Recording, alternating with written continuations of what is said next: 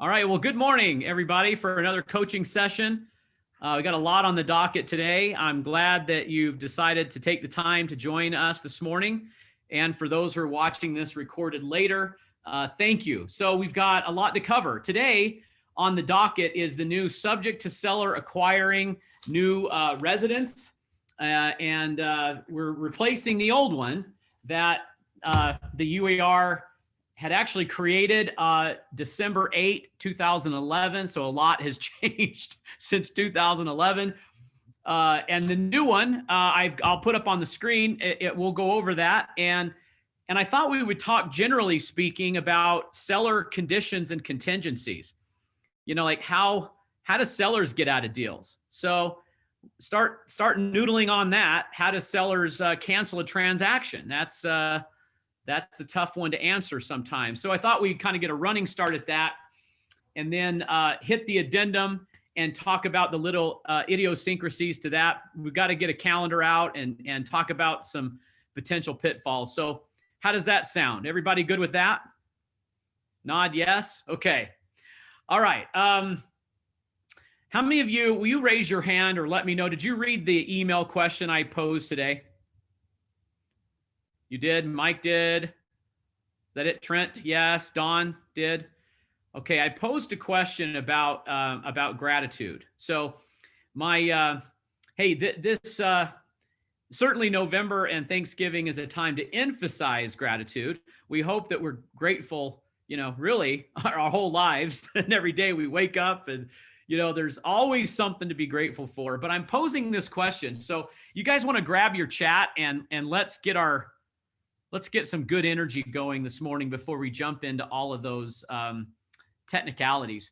So the question was, what's the difference in gratitude and express gratitude? So that's the question. I could have made it longer. I could have probably spoke more about this, but what do you think? What came to mind to you about the difference in having gratitude and feeling grateful versus expressing that gratitude? What came to mind? You want to share that?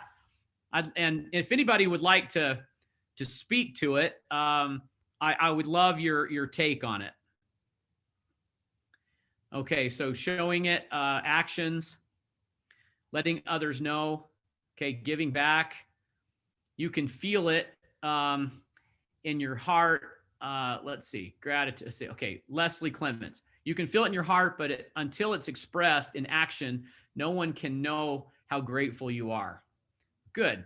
Okay. John, gratitude is the feeling you get, but the expression is how others perceive your gratitude. Very good. Let's see, through our actions. Thanks, Annie and Debbie. It's the difference between thinking about it and actually acting on it by showing it. Great. Britt, I think they are synonymous because if you feel it, it shines from every pore and is shared with the world around you. Nice. Nice. Thanks, you guys. That's some really good input. Let's see. Maybe I'll ask somebody to unmute and talk more about this. Anybody want to volunteer before I just ask somebody to talk about this and verbalize that? Anybody want to volunteer? Anyone? Going once? Come on. Ramon is in the game. All right, Ramon. Perfect. I love Ramon. Ramon, go ahead and unmute. Okay, gotcha. Hi, Ramon. Good morning. Good morning. I kind of think about it from the other side. We all have agent or clients that run us ragged, are rude. And then you've got clients that just say to you, we couldn't have done this without you. You've been awesome. It's the other side when you think about it. And I've told my wife many, many times, I said, isn't it amazing how sometimes these people really appreciate what we do. And then there's the others that you work 3 times as hard and give you a hard time. Yeah. And that really means a lot to me when someone thanks me for what we're doing. So it's kind of the flip side, if you would. Right. And I like that. Hey guys, if you don't know Ramon, Ramon's one of our fantastic veteran agents up in the Saddleview office in the Park City area. I've come to really know and love Ramon through the years. He's a very charitable, thoughtful, giving, kind person. Certainly someone I look up to. And Wait a how he second. lives I got his- to get my wife to hear this. Oh, okay. Yeah, go. It is recorded, Ramon. It is recorded. You can play it All right, later. I'll play it back for her. Thank you. You're welcome. I think Ramon is an example of somebody who really is heartfelt. If you know him, he cares a lot about the people around him. He donates a lot of his time to help other people too, and so he puts his actions where his feelings are.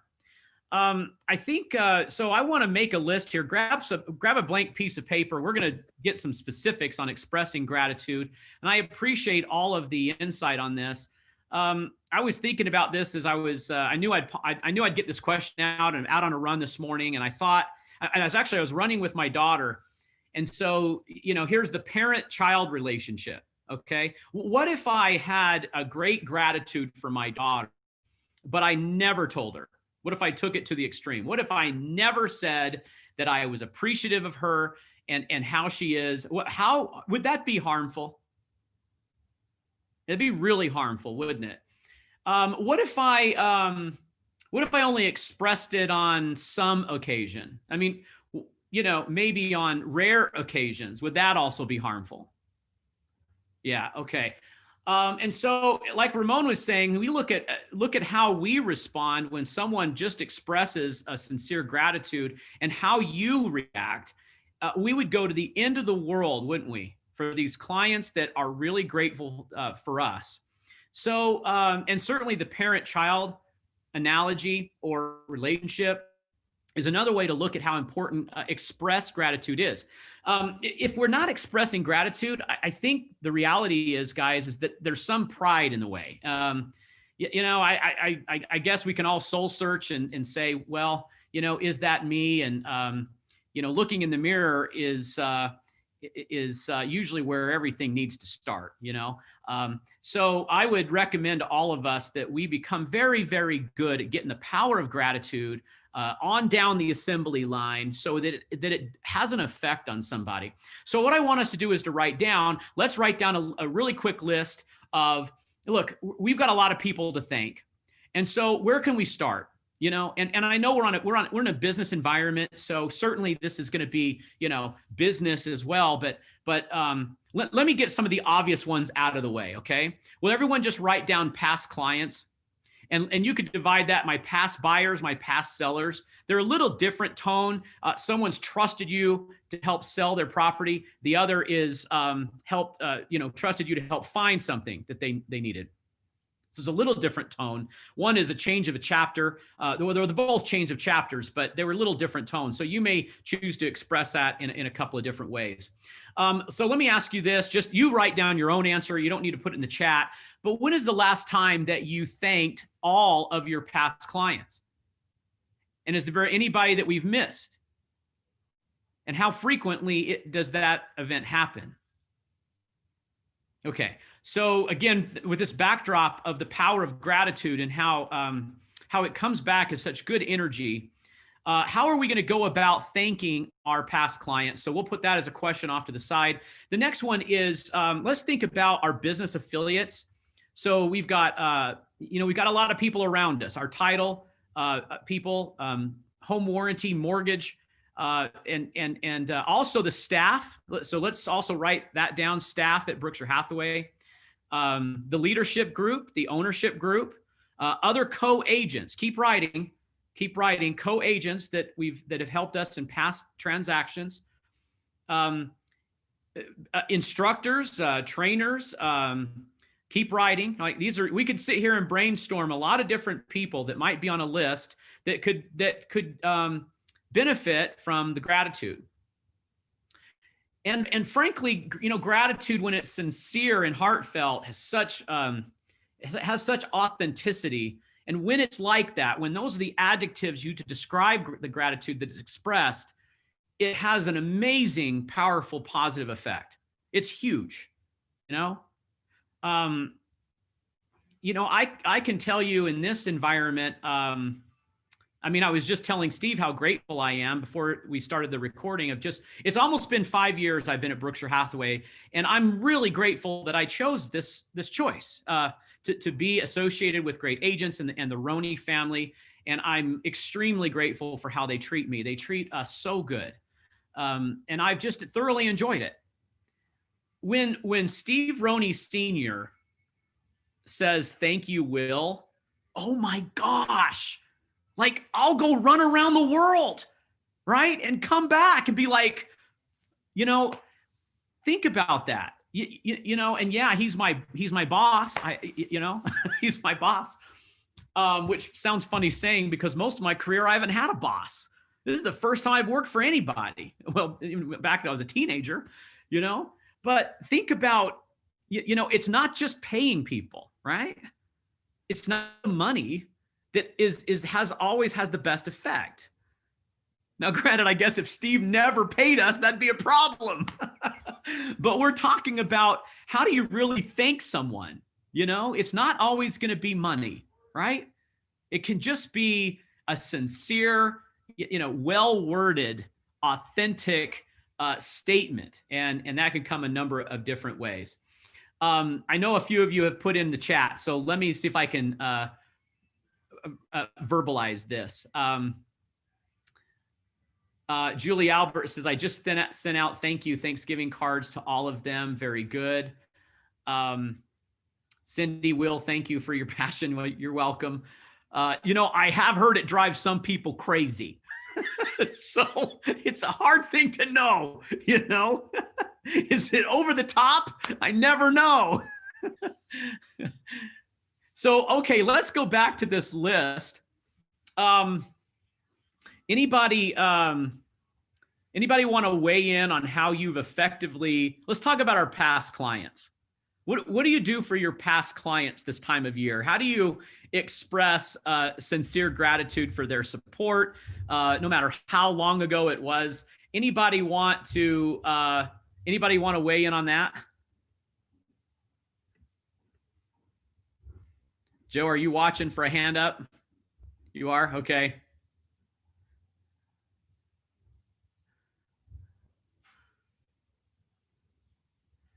And I was just reading Ramon's comments. The last time we had a recession, matter of fact, here, watch this. Raise your hand if you were licensed in 2008. Okay. See all these hands? We all deserve a medal because that was one heck of an Olympic challenge. So congratulations for surviving. But I think, the pandemic hits and we worry about economic recession. And here we are having the best year that we've ever had in history. And we should be extremely grateful for the way that this time, this challenge presented in a different way and really benefited us. So does anybody want to weigh in verbally on how you go about? Yeah, John says, I have the scars to prove it. Yeah, exactly. Rachel, you started the brokerage in 2008? Wow. Well, I started a real estate technology company in 2008. And the model was to hopefully get franchises to support the model. And of course, everybody, there's no money to spend. We were cutting everything. So yeah, I can relate. Yeah, usually I get people. So I sold my brokerage to NRT in the spring of 2008, and everybody who says that, wow, that was really smart, right? Well, yeah, but I immediately started another real estate business, months later. So not the smartest timing. Okay, who wants to weigh in on this? What do you do to express your gratitude to your past clients? Ramon, go ahead and unmute. We got Kim. Kim's iPhone wants to also unmute, but I don't know which Kim that is. So okay, Kim, you're up next. After Ramon. Go ahead, Ramon, and then Kim.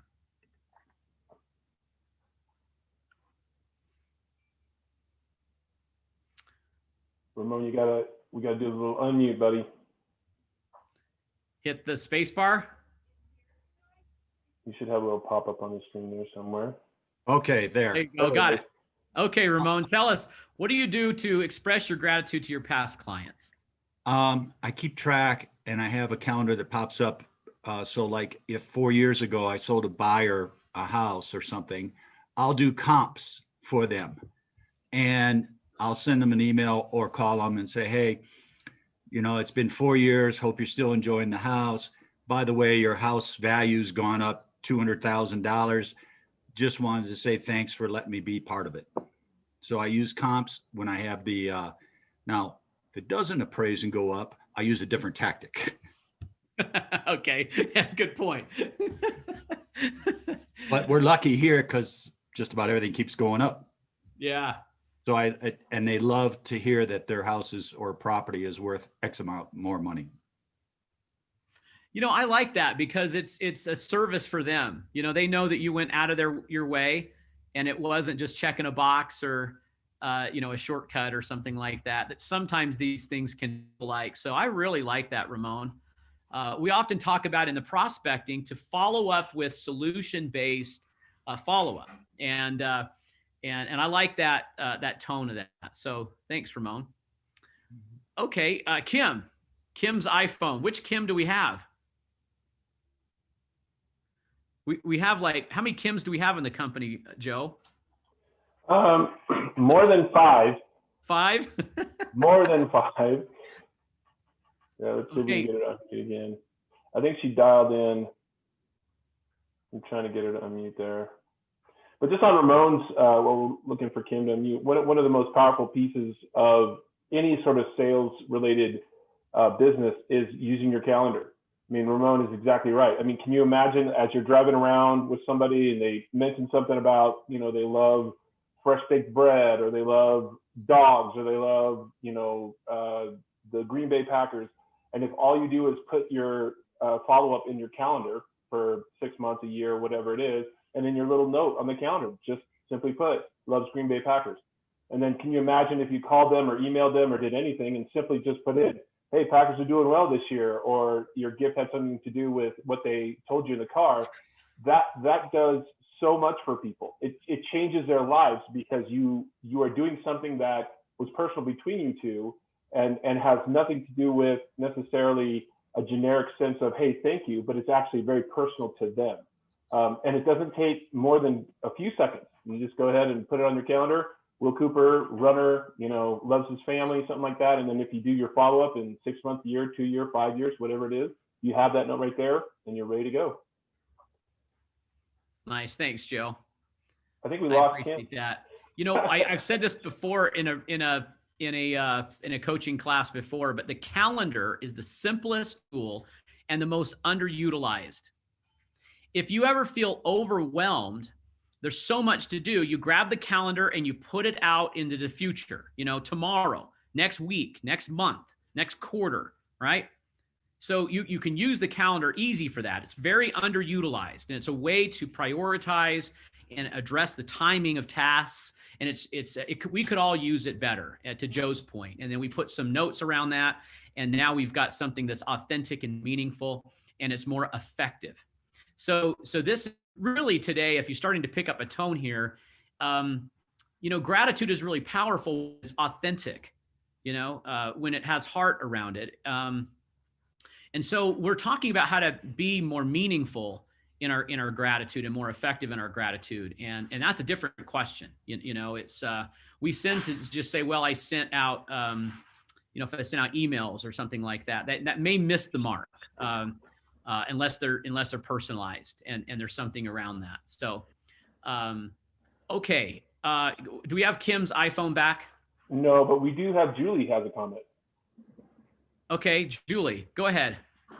I was just going to say kind of the same as well. I only been here 1.5 years, so I've had just about 12 clients, but I did this thank you card, if you guys can see it, kind of a thank you Thanksgiving card instead of Christmas. But I like the fact that I did the family on it. So it kind of just makes us, a little closer, and it's not just business. So I did that for all of my past clients, and I use the Less Annoying CRM. So I have little notes on that as well. So I just would put on the back, I hope you enjoyed that candle, or I hope you enjoyed the air fryer I got you, or whatever it may be. Just so, and I've had a lot of them reach back out to me and send a picture of what they've redone to their home or the product that I gave them that they're using. So it's just something I did this year. You guys, if you don't know Julie Albert, she's fantastic at this. Matter of fact, in the in the beginning, I was like, wow, she is just so thoughtful. There was a buyer friend that in my neighborhood that Julie worked with, and I knew the family, and so they reported back to me, kind of like, hey, we really love Julie. And I thought, well, I mean, it wasn't like it was a surprise, guys. I mean, I knew they would love Julie, but the way that she expressed her gratitude, and she was very, very specific in the likes and the interests of the buyer. I think you even had a sign made that had the buyer's name on it, like a man cave or man's garage. Cave, yeah. Yeah, man cave with their name on it. And it was, Julie's really, really good at this. A lot of our agents are, frankly. That's why you're great people and why you're great agents. But thanks for that, Julie. Appreciate it. Thank you. Okay, well, Julie, I'll put you back on mute. Ramon, go ahead. At the risk of dominating this conversation, but something else that I've done when I can't think of something, and a reason to reach out, I'll call a past client and say, I just drove by the house you bought and it made me smile. And I thought about you and I just wanted to let you know I was thinking about you and you made me smile. And that's all I say. And it goes a long way. Yeah. So I've even done it without driving by the house. I just told them I did. But they really appreciate that. And it's an easy thing to do. You know what? I'm going to write that one down. I like that a lot, Ramon. That's a nice spin on, I was thinking about you, but Ramon, you were saying that you drive by their house and it made you smile. Or their vacant lot, whatever they bought, condo, yeah.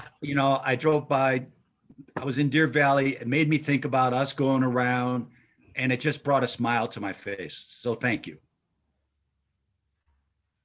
I like that, Ramon. Thank you for sharing that, you guys, and thanks for. I often marvel, the teacher. Have you ever heard the phrase "the teacher learns the most"? So the more you teach things, the more you learn. So the more you're sharing what you've learned, the more you organize it and emphasize it, and it seems to take root better. So I really appreciate that. If you were wondering, Ramon and Julie, on whether or not you're going to be on this call this morning, what you say matters. And it makes a difference in all of us. So thank you so much. Okay, so we've got our list there, and we've asked the question of how we're going to go about this. If it seems daunting, so what could we do to organize and prioritize and get this done? And I want you to ask yourself the question of how to be effective in your gratitude. Will you make sure that we're really accomplishing the effectiveness of this? And I mean that we're being sincere and we're being authentic. And we're being personal. The tone of our culture at Berkshire Hathaway is to lead with our heart, but back it up with professionalism. And it's not an easy thing to do. You've got to love people first. And when you love them, then you want to serve them at the highest level. And that's a huge devotion to take because it's not easy. There's a lot of shortcuts that present. And it's not easy. We're about to jump into the complexities of these forms again, and it's not easy to be the master of these. But we do that because we love the clients we serve, right? So, and when you really love people, you want to express this because it builds relationships. And the way that we prospect should be, how do I create new relationships, and how do I build on current relationships? Okay. And the way I hear this phrased in other cultures, I guess, and I think it misses the mark. It's like, well, I'm going to market to my center of influence. See, that misses heart. And it misses that these are relationships. And now it sounds like a cold process. And we don't want cold process, right? What we want is to foster and build good relationships. Because I'll tell you why, guys. If you go to a listing presentation and you give it your all, and you can really say that you improved the relationship, then I say it was a win. You see the difference? But if we approach it from a sales standpoint, then the only way we win is if we list the property, right? And though I'm not blind or not aware of the metrics of we are in a business and the business needs to be successful, I think the way we go about the business matters, because we have to take a marathon approach to things. And I think that will matter in the long run, because we build trust. See, the effect of this is trust. And if someone trusts you, then they're look, they're asking you to enter the relationship. Will you be my agent? I would like you to be my agent, because the trust is there. Okay. You guys agree with that? Take notes on any of those things that may stand out to you. We're about halfway through our time, so we do need to jump to the forms. So let's put a bow on the gratitude and the list. Okay. From here,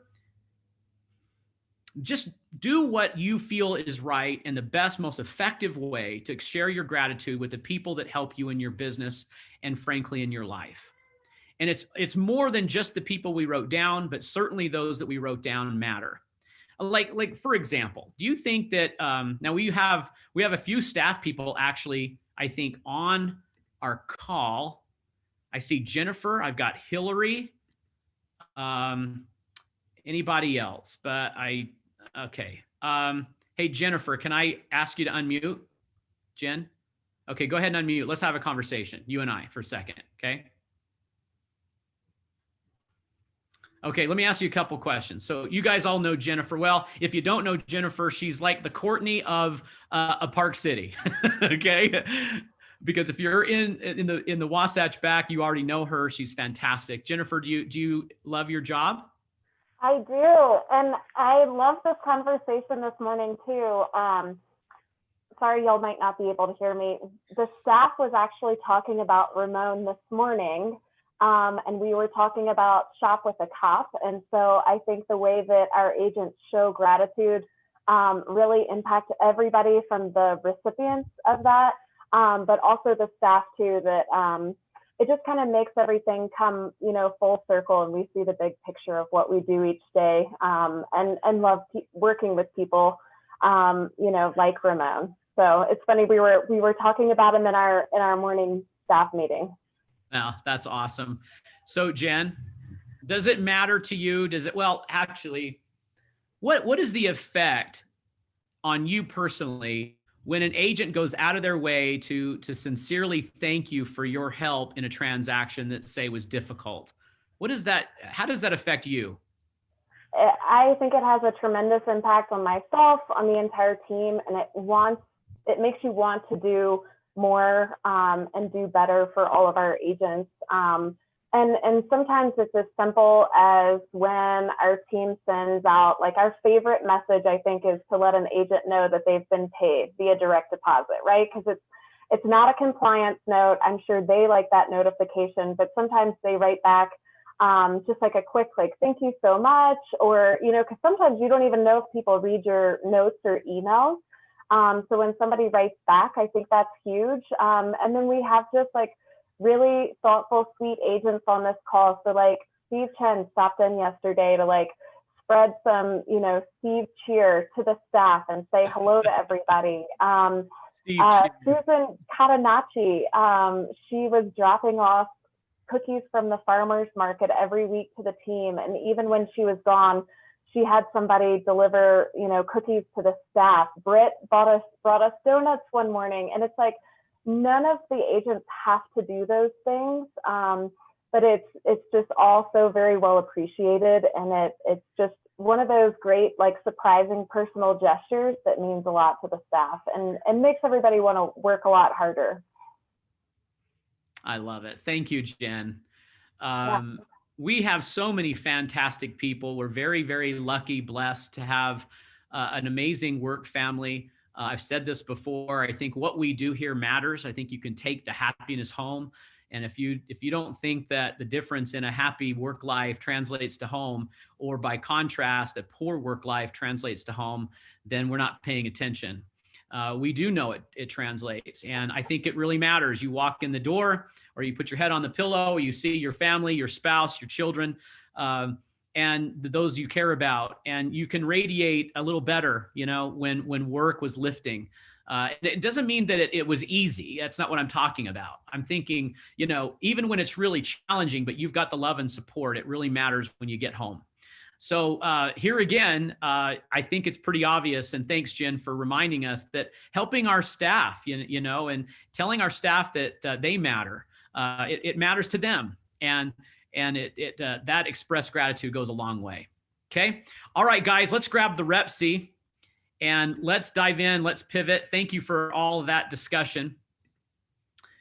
Okay. So let's, let me ask you this question. Let's see how smart you guys are. Where in the rep C does it say a seller may cancel? Matter of fact, let's get our chat going. And I've got all of this on one screen, so this might be a little challenging for me to do a chat and see your faces. Okay, here we go. I've got the chat up.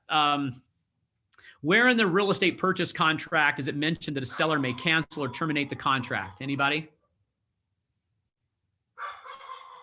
Sorry about the neighbor's dog. I'm outside. Anybody? 8.2, good. Keep weighing in here. Earnest money section. It almost sounded like a turkey. Okay. Okay, we'll call that the turkey gobble over there. Okay, so we're contemplating a few of these sections. Thanks for weighing in, guys. Let's grab a couple of these. Let me ask you. So, have you ever had a seller who wanted to get out of a contract? They would love to terminate the contract. Yep, a couple of nods. And you're finding yourself, well, there's not a whole lot of ways for a seller to cancel a contract unless the buyer defaults, right? And there's a few exceptions to that. But if we go into, let's just come down here, and I hope you guys have a rep C handy. If you don't, let's first start with, let's go to 16.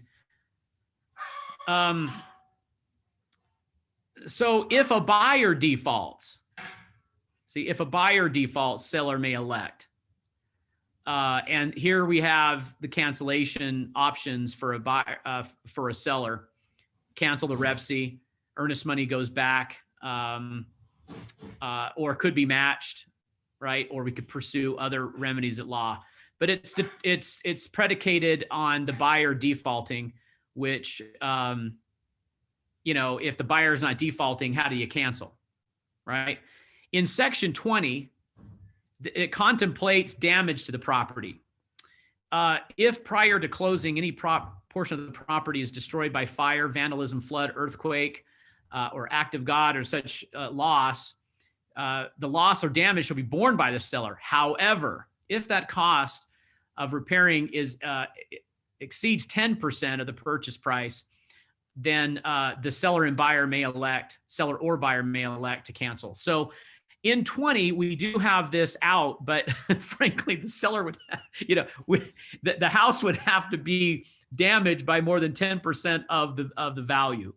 So here again, we find ourselves with no real out in the contract. So there is no cancellations in 24 contract deadlines. We've got no cancellations there. So what we end up with, and this is why I wanted to kind of warn everybody, let's now transition over to the subject of seller securing replacement property addendum. This is pretty straightforward, but I do worry about unintended consequences. So will you make a mental note here? This is why you're the expert, okay? This is why people need us to decide and help them decide on whether or not we're going to use this. And I'm talking about from two different perspectives, the seller and the buyer's perspective. So first, let's dive into it. The seller securing a replacement property. Seller's obligation to sell the property is conditioned upon the seller entering into a contract. So that's acceptance, right? Of a purchase and being satisfied with the replacement property's physical condition, appraised value, and the financing condition. So it's contemplating it way down the line in escrow. Okay, so that's a big difference in the previous form. The other form only had that the seller had to enter a contract. Okay, everybody understand that? So now you've got this saying, well, the seller is going to have to be happy with securing the property all the way through this condition. And then it says seller in seller's sole discretion. There's that language that we see that is hard to argue, okay? May remove this at any time prior to the replacement deadline. So okay, let's talk about this for a second right here. Why would we need language that says the seller can remove this? What do you think? Why would that be a seller's advantage for them to remove the condition? Anybody? But they want to weigh in. Why would a seller want to remove the condition that's a contingency that they have the right to cancel? Okay, while you want me to just answer it? To expedite a closing? Yeah, so we're starting to get warm here. Ramon's hinting, to give the buyer more security. So the reason why we want to expedite the closing, secure the the security for the buyer is because it's likely that there's other language that's tied to this. For example, like the buyer may not be willing to do their own due diligence and their financing appraisal, and so it's going to hold things up. The offer could be structured that way. So we may find it beneficial to the seller to remove that, and they can remove it at their sole discretion. Let's get the rest of this, and then we'll contemplate it as a group. Seller's right to cancel if the seller, in again their sole discretion, is not satisfied with the replacement property. The seller may cancel the rep by providing written notice to the buyer no later than the deadline, whereupon earnest money is released to who? Released back to buyer. So we just start over. Seller couldn't find a property they like, so we basically terminate the offer with the buyer. I could see that we just agree to extend this, right?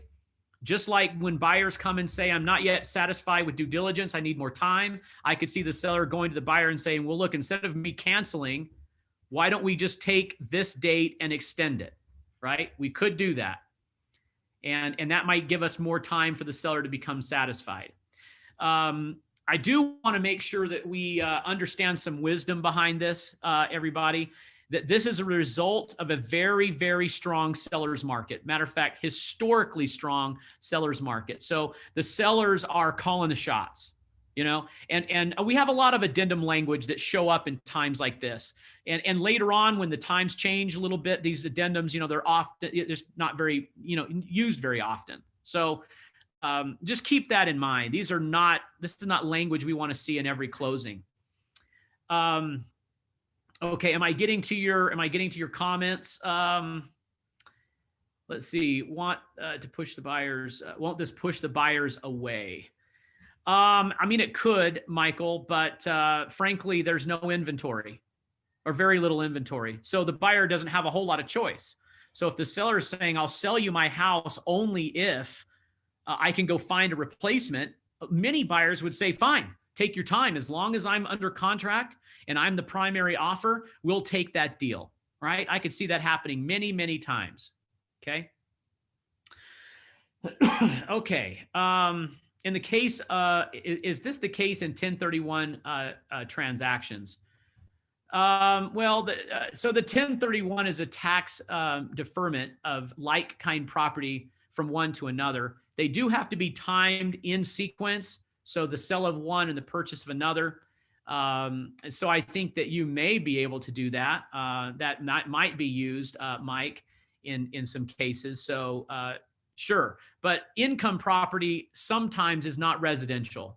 Sometimes it can be, but I don't know that this was created primarily to deal with the tax consequences of a 1031, but more to do with the reduced inventory and the difficulty sellers have in finding where they're going to go when they sell. Okay, so I hope that helps. Could this form be used to procure a listing? Yeah, very good point, Leslie. Matter of fact, 5 gold stars for some wisdom around this. If a seller says, I'm a little reluctant to put my house on the market, matter of fact, I'm going to stop sharing for a second. You know, remember the, let me show they have a visual here. The reason we have, the reason I like the forms manual is primarily for presentation purposes, because I'm carrying with me all of the documents that could be used. So when I get someone to say something like, I'm a little reluctant, and I say, I understand how you feel. A lot of our sellers are looking at this, the same thing as you. You know, there might be something that we contemplate, right? So I tell you what, why don't we look at a new addendum to the real estate purchase contract that might help us with this language. And then I turn to it, I open it up, and now I lay that out there and I say, we go through it, and I teach and educate them on a possibility that we may use when we enter a contract. Now, whether or not they choose to do that is not the main order bit, as Steve Jobs would say, okay? It's not the core thing. The core thing was to show your proficiency in the complexity of the transaction so you show value.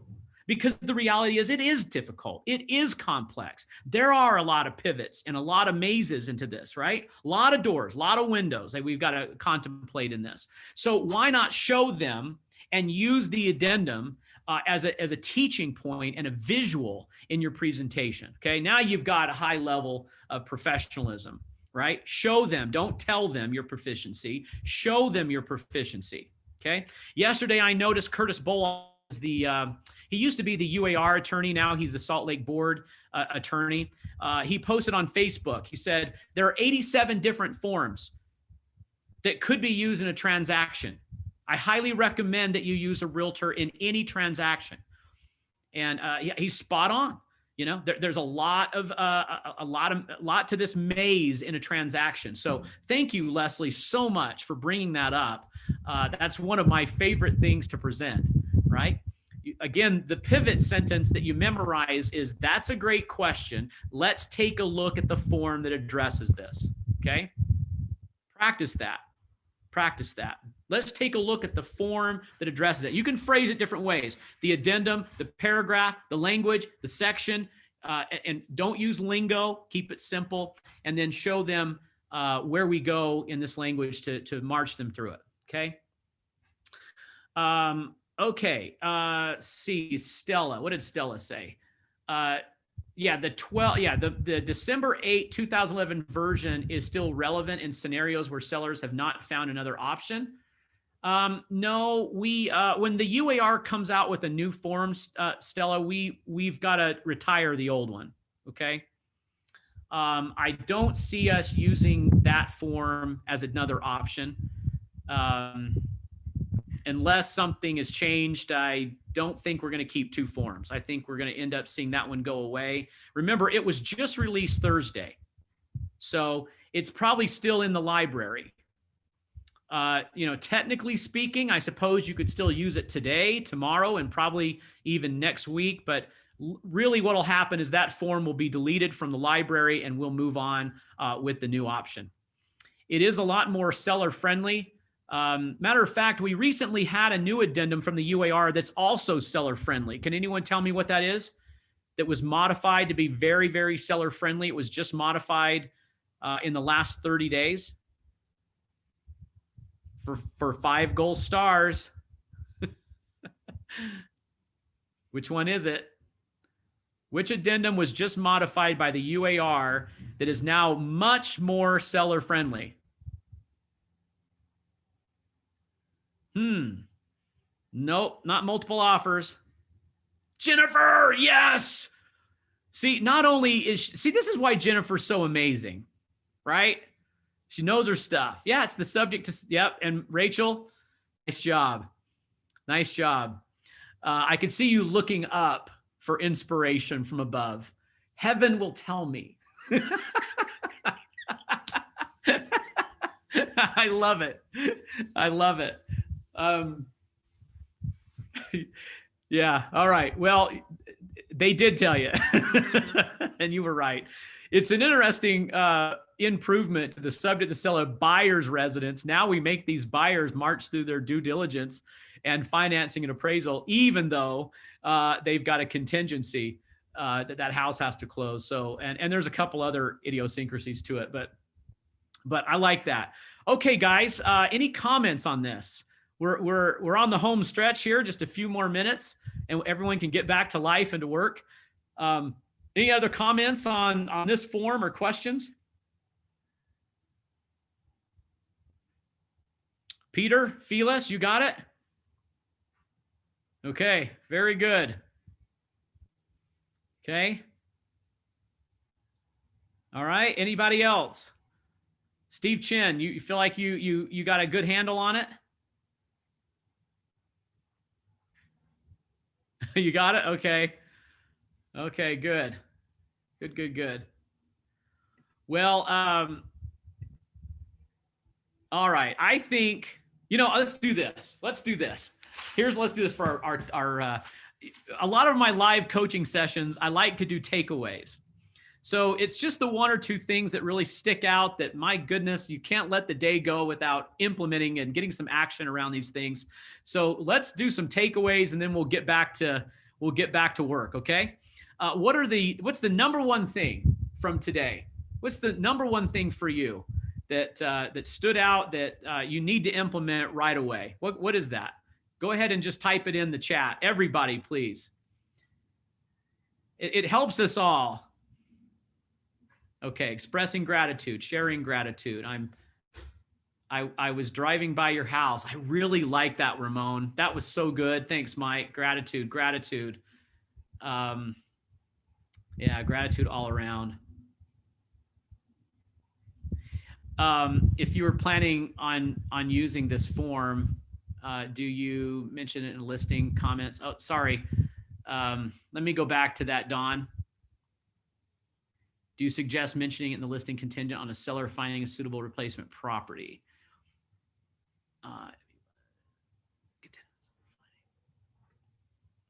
Do you suggest mentioning that the listing is contingent upon? Oh, thank you, Don.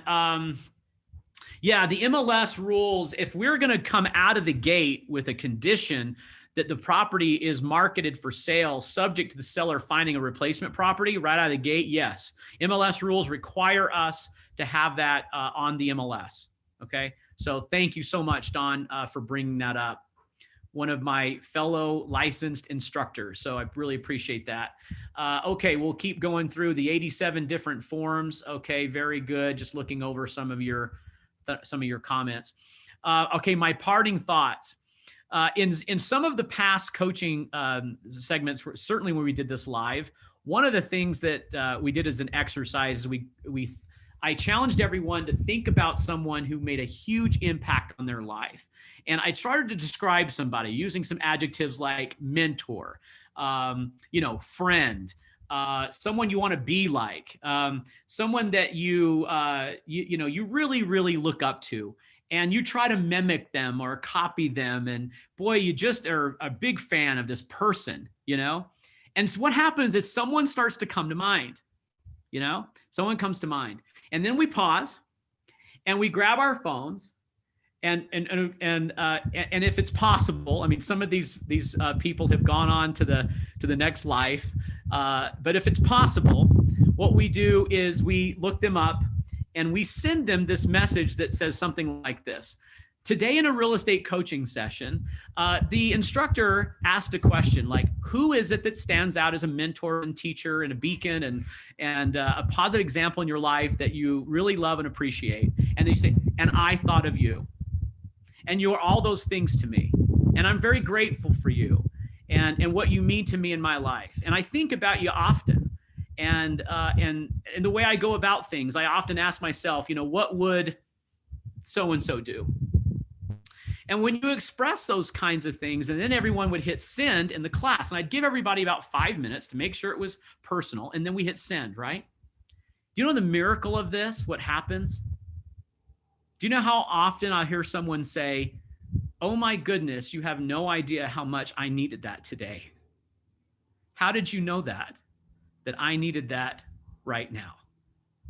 And so I think, guys, if I really get to the heart of the matter, is that when you feel gratitude for someone, that, I'll get spiritual on you because I can't help it, but heaven is helping us and telling us who needs the power of gratitude in their life to lift them. So I wouldn't ignore it, because it usually means much more than we understand at the time. Okay. So don't miss an opportunity to get that power out that and express your gratitude. I love you all. I always mean that. I hope you know that. It's not just a saying. I do love you all. I think about you often and how I can help you. And today's message was probably one of the best. And it's a good time to tell everyone around you how much you love and appreciate them, and then watch what happens. We can make the world like we want it, right? We can make it like we want it. So I encourage everyone to do that. So go out and have a great day. Keep using that love to get better. Keep studying, so we're the highest level professionals that the industry has, and keep leading with your heart. Okay. All right. I love you guys. Joe, you can go ahead and stop the recording. Thanks you guys for attending today. I'll see you again next time.